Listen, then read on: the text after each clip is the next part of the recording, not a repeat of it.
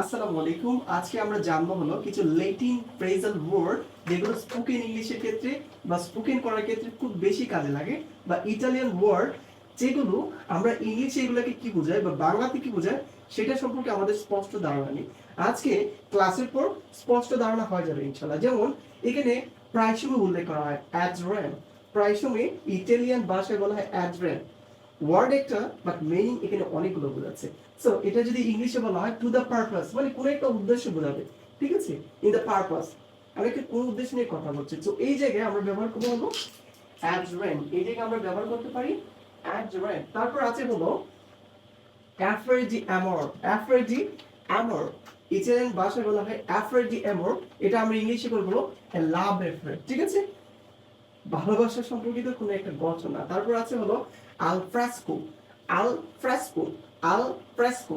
So এটা বলবো in the open air, in the open air. তারপর আসে হলো অ্যানি ক্রিস্ট, অ্যানি ক্রিস্ট, ইটালিয়ান ভাষা এটা বলা হবে অ্যানি ক্রিস্ট, কিন্তু ইংলিশ এটা হয়ে যাবে in the year of ক্রিস্ট, in the year of ক্রিস্ট। আরো কিছু আছে যদি আমরা এখানে লিখি, সেগুলা কি, সেগুলা হলো অ্যাডিয়াক্স, নম্বর এগুলো যদি লিখি অ্যাডিয়াক্স, হ্যাঁ, ডিই ডিইউএক্স, এডিওক্স, এডিওক্স মানে কি বোঝাচ্ছে?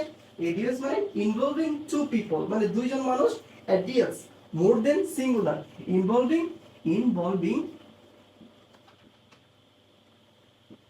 Two people, two people. অ্যাডিওক্স মানে বোঝাচ্ছে হলো এখানে দুইজন মানুষের মতো সংযুক্ত। তারপর আছে হলো আমরা যদি 5 নাম্বার লিখি এলামুজ, লা এলা মুচ, এলা মুচ, এলা মুচ, এটা যদি আমরা লিখি তাহলে কি হচ্ছে, এটা হলো এলা মুচ মানে বোঝাচ্ছে and according to the fashion, and according to the fashion, according to the fashion, ঠিক আছে, and according to the fashion বা এই ফ্যাশনে বা এই চয়েসে, ঠিক আছে।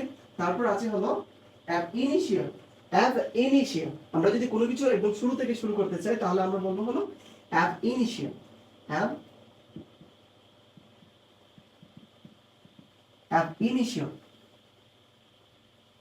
অ্যাব ইনিশিয়াল, অ্যাব ইনিশিয়াল। যদি আমরা অ্যাব ইনিশিয়াল বলি, I N T I O, ab initial যদি আমরা বলি, অ্যাব ইনিশিয়াল মানে from the first, at the beginning, ঠিক আছে, স্টার্টিং পয়েন্ট বোঝাচ্ছে। তাহলে আমরা এটা দিতে পারি at the beginning, at the, at the beginning। তারপর কি আছে অ্যাডহক, আমরা বলি অ্যাডহক কমিটি, এটা আমরা কোথায় থেকে পাইছি? ইটালিয়ান ভাষা থেকে, ঠিক আছে, রোমান থেকে। সো যদি বলা অ্যাডহক, অ্যাড বলে না ad hoc committee, ad hoc committee, ad hoc মানে মানে একটা কোনো একটা উদ্দেশ্য নিয়ে অ্যাডহক কমিটি মানে অনাশ্রয়িক, খুবই সীমিত সময়ের জন্য গঠন করা। তাহলে এটা কি হবে? From the particular purpose, from the, from the particular purpose, particular, from the particular purpose, ঠিক আছে।